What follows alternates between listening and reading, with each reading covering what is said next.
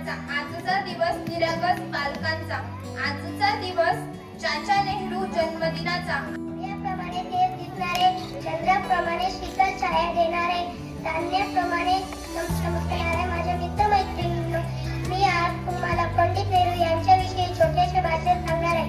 मोतीलाल ज्यांचे पिता, गांधीजी ज्यांचे गुरु, मोतीलाल ज्यांचे पिता, गांधीजी ज्यांचे गुरु, ते आहेत मुलांचे लाडके चाचा नेहरू। बाल दिन सभी विद्यालयों में बहुत धूमधाम से मनाया जाता है। न सुकला गुलाब कधी त्यांच्या रसिकतेचा, न सुकला गुलाब कधी त्यांच्या रसिकतेचा, मनात विचार फक्त स्वातंत्र्याचा, मनात विचार फक्त स्वातंत्र्याचा। सागराचे पाणी कधी आटणार नाही, भीमाची आठवण कधी मिटणार नाही, सागराचे पाणी कधी आटणार नाही, भीमाची आठवण कधी मिटणार नाही। एक काय 1000 जन्म झाले तरी आपल्याकडून बाबासाहेबांची उपकार्याने फिरणार नाही, कधी फिरणार नाही। पंडित जवाहरलाल नेहरू त्यांचा जन्म 14 नोव्हेंबर 1889 रोजी उत्तर प्रदेशमधील अलाहाबाद येथे झाला। गणेश चतुर्थी पण आहे। भारतात 14 नोव्हेंबरला बाल दिवस मनवतात। हा दिवस पंडित जवाहरलाल नेहरू चा जन्मदिवस म्हणून साजरा केला जातो।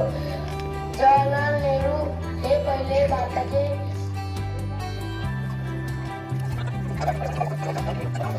आणि भारताचं जे आज जे विविधतेने नटलेलं, विविधतेने म्हणजे काय, आपल्या देशामध्ये खूप साऱ्या जाती, खूप सारे धर्म, खूप सारे विचार, खूप सारे राज्य आहेत, त्यांच्या भाषा वेगवेगळ्या आहेत। तर यांना एकत्रितपणे बांधून ठेवणारी जी विचारसरणी आहे, म्हणजे सगळ्यांना सोबत घेऊन चालणारी, तर त्या विचारसरणीला घेऊन जाणाऱ्या स्वतंत्र भारतातल्या काही महत्वपूर्ण नेत्यांपैकी जवाहरलाल नेहरू एक महत्वपूर्ण नेते होते। आधुनिक म्हणजे ज्यावेळेस आपल्याला स्वातंत्र्य मिळालं त्याच्या अगोदरपासून नेहरू, पंडित नेहरूजी यांचा कार्यकाळ सुरू होतो। 1947 पासून जवळपास 1964 म्हणजे 17 वर्ष ते पंतप्रधान होते।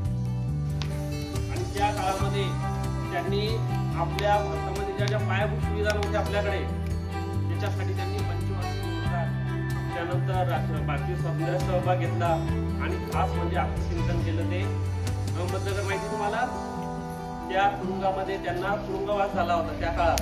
तर तिथेच त्यांनी डिस्कवरी ऑफ इंडिया हा ग्रंथ लिहिला। कोणता ग्रंथ?